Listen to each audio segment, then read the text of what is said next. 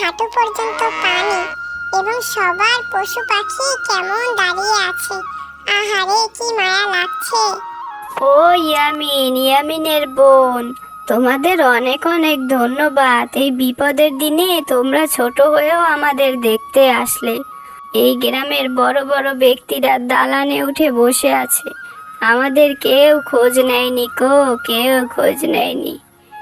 আমাদের চিন্তা না হয় বাদই দিলাম, এই কোরবানির জন্য পশুগুলোর কি হবে একটু বলো দেখিনি। চিন্তা করেই তো দিশে পাচ্ছি নে, কি যে হবে। আল্লাহ তুমি রহম করো। চিন্তা করো না দাদিমা, আমরা নিশ্চয়ই যে কোনো ব্যবস্থা নিচ্ছি, তোমরা কোনো চিন্তা করো না। আচ্ছা আপু, ঘর বাড়ি না হয় ডুবে গেল, কিন্তু কলা পাতা দিয়ে যদি আমরা একটি সুন্দর করে ঘর করি এবং সেই ঘরে যদি আমরা সমস্ত পশুগুলো নিয়ে রাখি, তাহলে কেমন হয় বলতো? মানুষ না হয় ঠিকই ভেসে নৌকায় থাকতে পারলো, কিন্তু পশুগুলো তো আর থাকতে পারবে না। ওদের জন্য না হয় আমরা একটা আশ্রয়ের ব্যবস্থাই করলাম।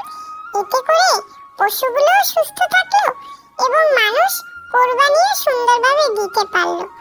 কেমন হয় বিষয়টা বলতো? ইয়ামিন, তুই তো দারুণ এক আইডিয়া বের করেছিস। মাশাআল্লাহ মাশাআল্লাহ। চল দেরি না করে এক্ষুনি আমরা কলা পাতা নিয়ে একটি সুন্দর করে ঘর বানিয়ে ফেলি, তারপরে গ্রামের সব গরু ছাগল নিয়ে ওখানে রাখবো।